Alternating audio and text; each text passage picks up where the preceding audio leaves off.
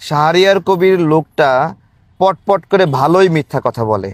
অনেক দিন ধরে দেখতেছি, তো এমনিতেই চুপ ছিলাম, কিন্তু মুক্তিযুদ্ধ নিয়ে এত কথা, মিথ্যা কথাগুলো বলে।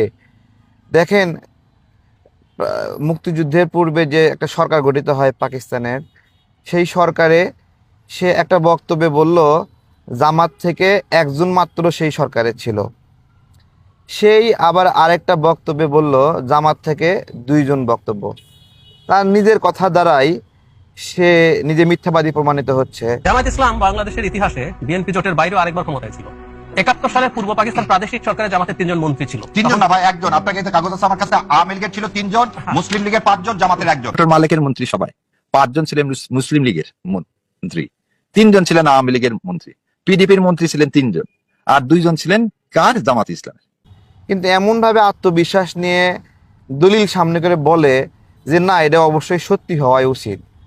আরেকটা জায়গায় দেখেন, একটা বক্তব্য আপনাদেরকে এখানে শোনাই, এরপরে আরেকটা বক্তব্যে দেখেন, সে বলতেছে যে আওয়ামী লীগ থেকে ৩ জন সেই সরকারে ছিল।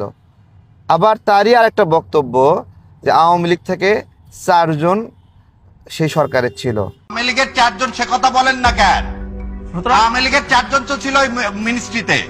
তো এই লোকটা যে মোটামুটি সত্য মিথ্যা মিশায়ে অনেক জোরে জোরে গলায় যুক্তিতর্ক দেয়, এইটা কিন্তু এই জাস্ট ছোট একটা ঘটনা, আমাদের ১৯৭১ সালের পূর্বের ওই সময় সমসাময়িক ঘটনা, সেটার থেকে প্রমাণিত হচ্ছে।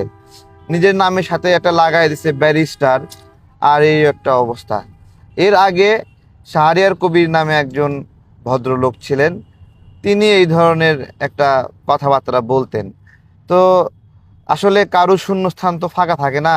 শাহরিয়ার কবির সাহেব এখন জেলখানায় আছেন, এখন নতুন শাহরিয়ার কবির চলে আসছে, এখন এই একটা অবস্থা আর কি। হ্যাঁ, তো তার মিথ্যাগুলো জাস্ট ধরাই দিলাম, এই আর কি। যে যা মনে করেন, কোনো সমস্যা নাই। লোকটা মিথ্যা কথা বলে, আরও অনেক মিথ্যা কথা আছে, আমি ধরা শুরু করলে এটা তখন কিন্তু আবার খুব কষ্ট পাবে। অনেকগুলো মিথ্যা, এমনিতেই উপেক্ষা করে গেছি, কিন্তু এত মিথ্যা কথা বলে বলে সোশ্যাল মিডিয়ায় কি একটা অবস্থা না।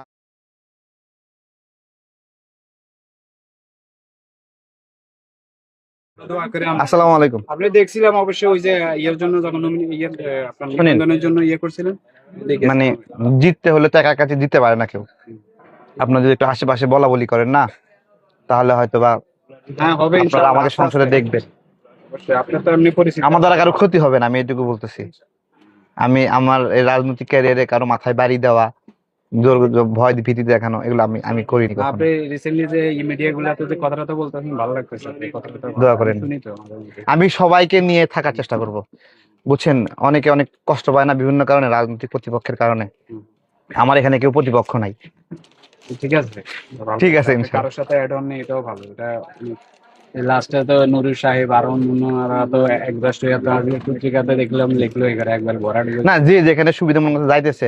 আমরা একটা জিনিস মনে করছি কি জানেন, যে একটা দল মানে জিততেই হবে কেন? রাজনীতিটা শুধু ফেব্রুয়ারি মাস পর্যন্ত করব?